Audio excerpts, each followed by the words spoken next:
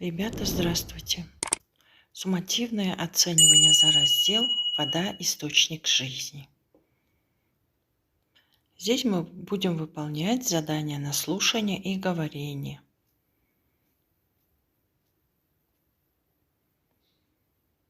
Ребята, прослушайте текст. Как тучка была в пустыне. Как тучка была в пустыне. Заблудилась однажды тучка. Попала она в пустыню. «Как тут красиво!» – подумала тучка, глядя вокруг. Все такое желтенькое. Налетел ветер, выровнял песчаные холмы. «Как тут красиво!» – вновь подумала тучка. Все такое ровненькое.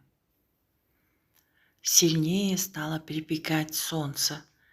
«Как тут красиво!» – в очередной раз подумала тучка. Все такое теплое. Так прошел целый день. За ним второй, третий. Тучка все еще восторгалась увиденным в пустыне. Не было здесь только одного – голубых озер, зеленых лугов, пения птиц, всплеска рыб в реке. Заплакала тучка. Нет здесь самого главного – воды, а значит, нет и жизни. Куда однажды попала тучка? Бұлт, бұл әңгіменің мағынасы қандай? Бұлт бірде құмды жерге. Тучка попала в пустыню, да? Песок. Шөл жерге келді. Бұлт бірде шөлді жерге келді. Ол жерде ол бәріне таңданып қарады. Бірақ соңында ол нені білді? Ол жерде су жоқ екенін білді, иә? Значит, сусыз өмір жоқ деген сөз. Значит, отвечаем на первый вопрос, ребята. Куда однажды попала тучка? Бірде бұлт қайда келді? Ответ Г. В пустыню. Шөл жерге келді. Заполни таблицу, используй слова для справок. Что увидела тучка в пустыне? Все такое желтенькое. Барлығы сап-сары екен деп таңғалды ол.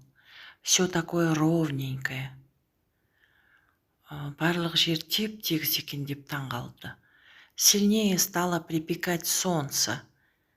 Күн қаттырақ қыздырды. Все такое тепленькое. Барлығы жып-жылы екен деп таңғалды. Чего не было в пустыне? Құмды жерде, шөл жерде не болмады? Не было здесь только одного – голубых озер, зеленых лугов, пения птиц, всплеска рыб в реке. Құмды жерде не болмады, балдар? Көгілдір көлдер, жасыл шалғындар, құстардың сайрағаны естілмейді. Ал өзендерде балықтар жүзбейді. Нет здесь самого главного – воды, а значит, нет и жизни. Бұл жерде, бұл шөлді жерде ең маңыздысы су жоқ, ал су жоқ жерде өмір де жоқ. Определи сюжетную линию прослушанной сказки, расставь цифры. Так, значит, Б, вот этот второй рисунок, он идет первым. Второй рисунок, екінші суреттегі мына құмды жер, ол бірінші тұрады, иә? А потом ветер сравнял там пустыню, да, и оно стало ровненьким. Везде стало ровным. Екінші А сурет, ол бірінші тұрады. Вот этот третий рисунок, он идет третьим. Үшінші суретте бұл үшінші айтылған, иә? Теперь задание на говорение. Енді балдар айтылымға тапсырма. Перескажи прослушанную сказку, опираясь на данный план. Мынау жоспарға сүйеніп, балдар жаңағы мәтінді, тыңдаған мәтінді айтып береміз. Пересказываем учительнице.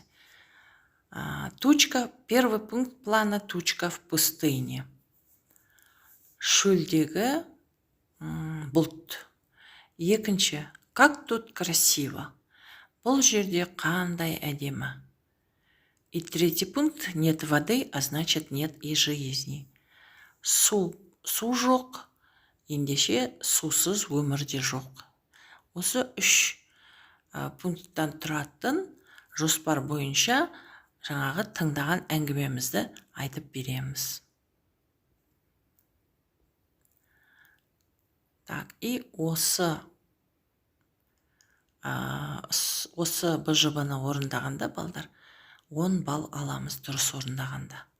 Если вы правильно выполните этот СОР, вы, значит, зарабатываете 10 баллов. До свидания, ребята. До следующих встреч.